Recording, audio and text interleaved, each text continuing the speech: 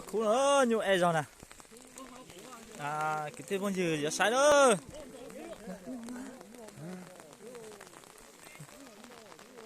Nên đúng rồi đó.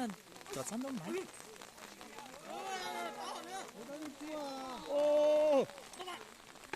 Wow! Hai giờ tàu. Hai giờ tàu.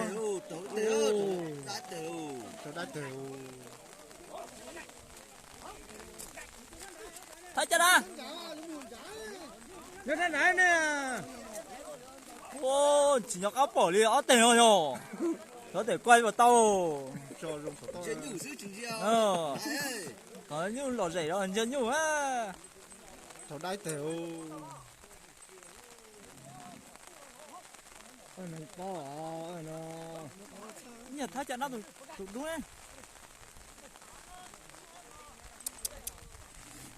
Đói của một tỉnh đất ta rồi.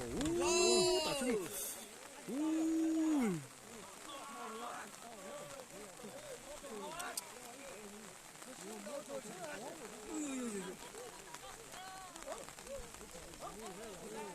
Đã sẵn sàng à? Tôi đã sẵn sàng cho. Tôi đúng là ở được cú chỉ xin luôn rồi. Ít tụ khẩu ít tụ ra rồi.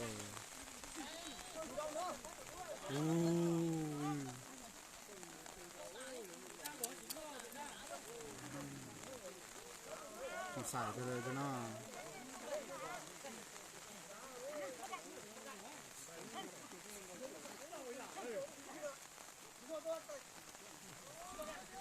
Tôi đang chạy cho. Ô, cứ ơi, quý cú. Tụi đúng không?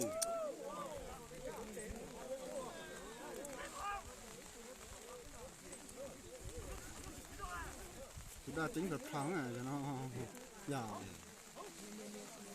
Nè. Tôi đang sẵn sàng thế ư. Tôi đã tính được thắng này. Tôi đúng nhà họ tôi đã nhập tính được tới liên này cho nó. Chơi giả có thật cú đây.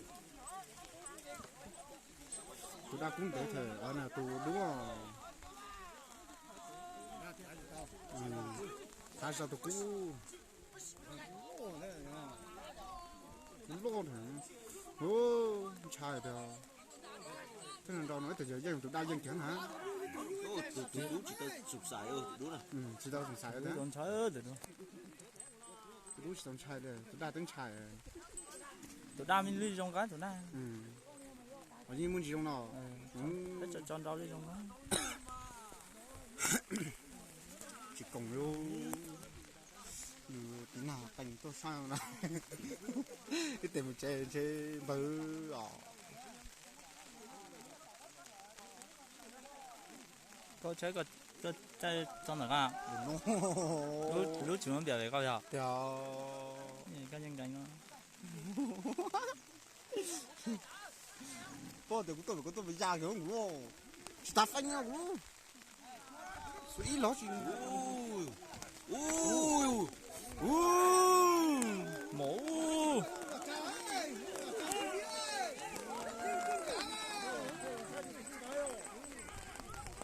Ê ơi. Chỉ nhỏ có yếu lò thì tiền ơi, như nó nè. Wow! Sự kiểu. Ôi trời ơi. Ô, tới thật từ luôn. Thế thì có từ từ rồi. Không sai không? Chạy à? Ai câu đó. Sửa. Chưa à?